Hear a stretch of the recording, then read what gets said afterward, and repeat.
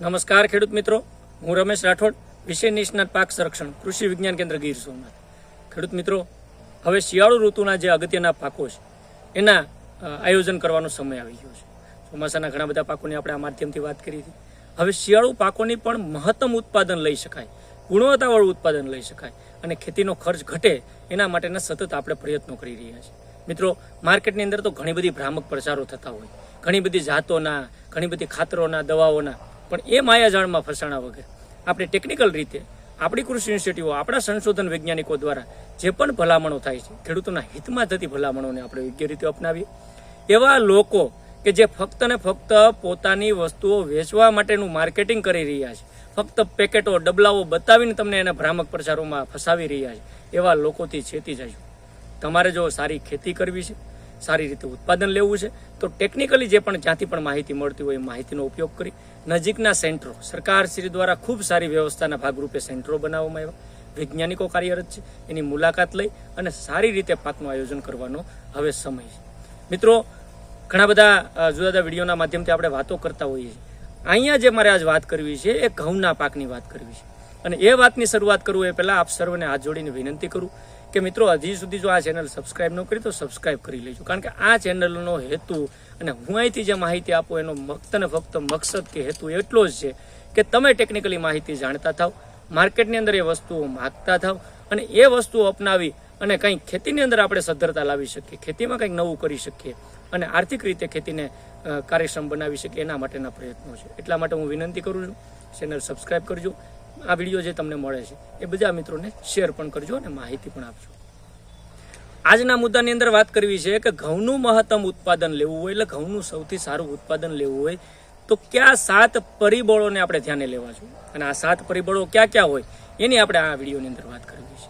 ખાસ કરીને ઘઉંની વાત આવે જ્યારે તો ઘઉં આમ તો માનવજાત માટે ખોરાકની અંદર મોખરાનું સ્થાન ધરાવે. કારણ કે ઘઉંનો ઉપયોગ ખૂબ આપણે દરરોજના રોજિંદા જીવનની અંદર 1 થી 2 ટાઈમ કરીએ છીએ.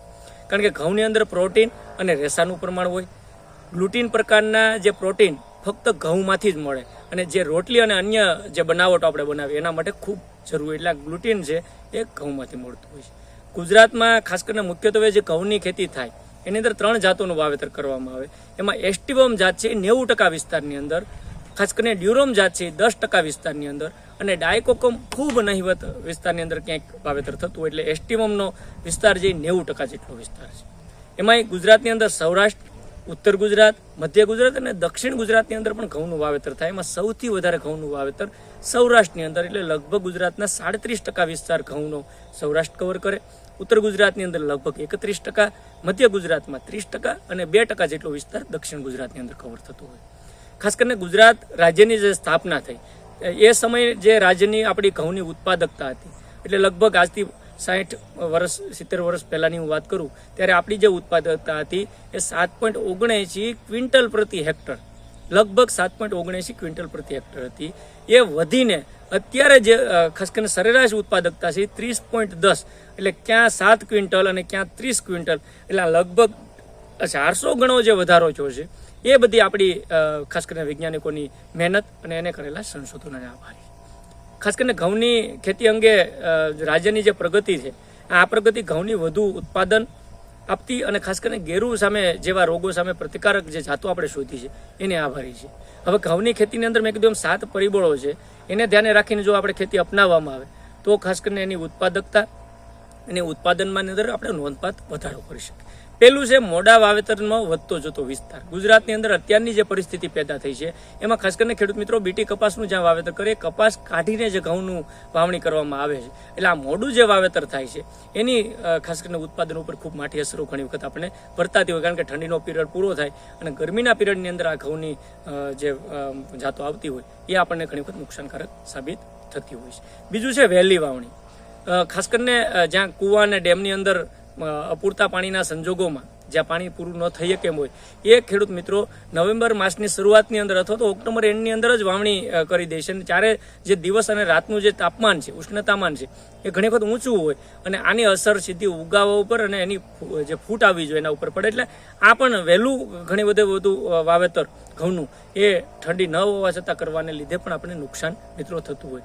ખાસ કરીને વહેલી વાવણીની અંદર GW 496, GW173 કે લોકવન જેવી જાતો ની અંદર વાવણી કરવામાં આવે, અને જે વહેલા વાવેતર માટે અનુકૂળ જ નથી, જે વહેલા વાવેતર માટેની ભલામણ કરેલી જાત જ નથી, એવી જાતો ખેડૂત મિત્રો જ્યારે ખાસ કરીને 173 નંબરની જાત હોય, લોકવન હોય કે 496 જેવી જાતો હોય, એ વાવેતર કરવાથી પણ આર્થિક રીતે અને ઉત્પાદનની અંદર ઘણું બધું નુકસાન મિત્રો થતું હોય. ત્રીજો જે મહત્વનું પરિબળ છે એ ખાસ કરીને સમયને અનુરૂપ જે જાત અપનાવવામાં આપણે ઘણી વખત મોડું કરતા હોઈએ છીએ, વિલંબ કરતા હોઈએ છીએ.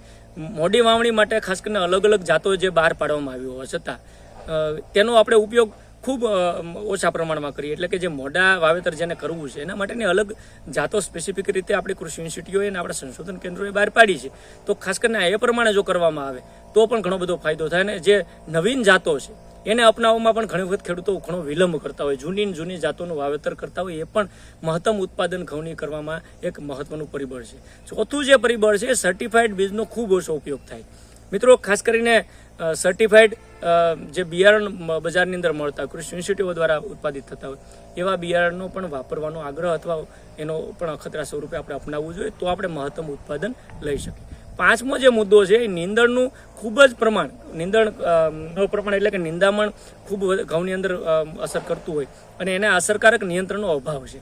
એટલે ઘઉંની અંદર ગુજરાતમાં જેમ જેમ પશુપાલનનો વ્યવસાય વધતો ગયો એને લીધે ખાસ કરીને ખેતરમાં જે નિંદામણનો પ્રશ્ન છે એ પણ ઘણો બધો વધતો જાય. લીલા ઘાસચારા તરીકે આપણે પશુઓને આ ઉપયોગ કરતા હોય અને એના છાણની જે યોગ્ય પદ્ધતિથી આપણે સેડવતા નથી અથવા સંગ્રહ નથી કરતા અને કોવાયા વગરનું જે છાણિયું ખાતર આપણે ખેતરમાં નાખીએ એટલે નિંદામણના જે પ્રશ્નો વધ્યા છે અને નિંદામણનું પ્રમાણ વર્ષોને વર્ષ વધતું જાય છે. અને એના નિયંત્રણના જે અસરકારક પગલાઓ ભરવામાં આવવા જોઈએ એ અસરકારક નિયંત્રણના પગલાઓ ઘણી વખત આપણે ભરતા નથી. અને જે નિંદણ છે એ સીધું જ આપણું પાણી, પોષક તત્વો, સૂર્યપ્રકાશ આ બધા જ સાથે સીધી હરીફાઈ કરીને આપણા મુખ્ય પાકને નબળો પાડવાનું અથવા ઉત્પાદન ઉપર અસર કરવાનું કામ કરે છે. એટલા માટે ખાસ કરીને આ મુદ્દો પણ એક મહત્તમ ઉત્પાદન તરફ લઈ જવામાં જે અડચણરૂપ પરિબળ છે એ નિંદણનું એટલે કે નિંદામણનું પ્રમાણ જે વધતું જાય એ મહત્વ છે. ખર્ચાળ અને અનિયમિત પિયત વ્યવસ્થા. હવે જ્યાં જ્યાં પાણીના કૂવાઓ, બોર દ્વારા જે પાણી આપવામાં આવે છે એ ધીમે ધીમે આપણે જોઈએ તો ઇલેક્ટ્રિસિટીના બિલ વધે, ડીઝલોના ભાવ વધે, તો એ પણ એક ખર્ચાળ બનતું જાય.